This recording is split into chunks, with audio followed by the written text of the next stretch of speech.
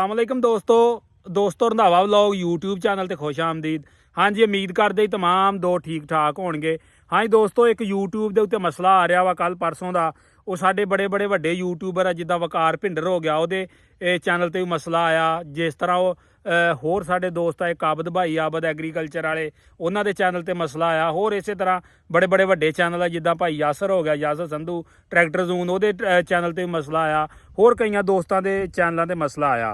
और मेरे अपने चैनल ते मसला आया। मेरियां अपनियां दो तो तीन वीडियो ਜਿਹੜੀਆਂ ਇਸੇ ਤਰ੍ਹਾਂ ਹੀ ਹੋਈਆਂ, ਮੈਂ ਲਾਈਆਂ ਉਰਦੂ ਦੇ ਅੰਦਰ ਜਾਂ ਪੰਜਾਬੀ ਦੇ ਅੰਦਰ ਵਾਇਸ। ਔਰ ਜਦੋਂ ਅਗਲੇ ਬੰਦੇ ਦੇ ਕੋਲ ਹੋਈਆਂ ਪਬਲਿਕ ਹੋਣ ਤੋਂ ਬਾਅਦ ਉਹ ਵੀਡੀਓ ਜਿਹੜੀਆਂ ਸੀ ਪੰਜਾਬੀ ਦੇ ਅੰਦਰ ਹੋ ਗਈਆਂ, ਇੰਗਲਿਸ਼ ਦੇ ਅੰਦਰ ਹੋ ਗਈਆਂ ਪੰਜਾਬੀ ਵੀਡੀਓ, ਪੰਜਾਬੀ ਵਾਇਸ ਦੀਆਂ ਵੀਡੀਓ। ਅੱਛਾ, ਉਹਦਾ ਮਸਲਾ ਐਡਾ ਕੋਈ ਨਹੀਂਗਾ, ਛੋਟੀ ਜੀ ਅਪਡੇਟ ਆ, ਦੋਸਤਾਂ ਨੂੰ ਦੱਸਦੇ ਜਾਈਏ ਕਿਉਂਕਿ ਸਾਡੇ ਨਾਲ ਮਸਲਾ ਆਇਆ ਤੇ ਅਸੀਂ ਉਹਦਾ ਹੱਲ ਕੀਤਾ। ਸਾਡੀ ਜਿਹੜੀ ਪ੍ਰੋਬਲਮ ਆ ਉਹ ਸਾਲਵ ਹੋ ਗਈ ਆ।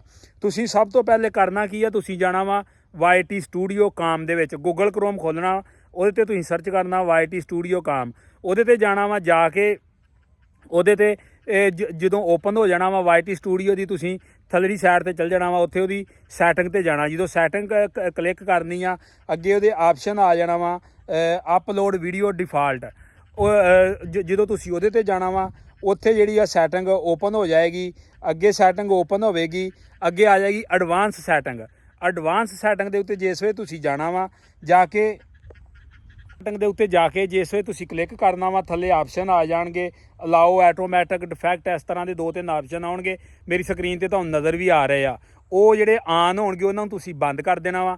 ਔਰ ਬੰਦ ਕਰਨ ਤੋਂ ਬਾਅਦ ਜਿਹੜਾ ਵਾ ਤੁਸੀਂ ਸੇਵ ਕਰ ਦੇਣਾ ਵਾ। ਸੇਵ ਕਰਕੇ ਤੁਸੀਂ ਵਾਪਸ ਚੱਲ ਜਾਣਾ ਵਾ ਔਰ ਆਪਣੀ ਵੀਡੀਓ ਜਿਹੜੀ ਆ ਤੁਸੀਂ ਅਪਲੋਡ ਕਰਨੀ ਆ।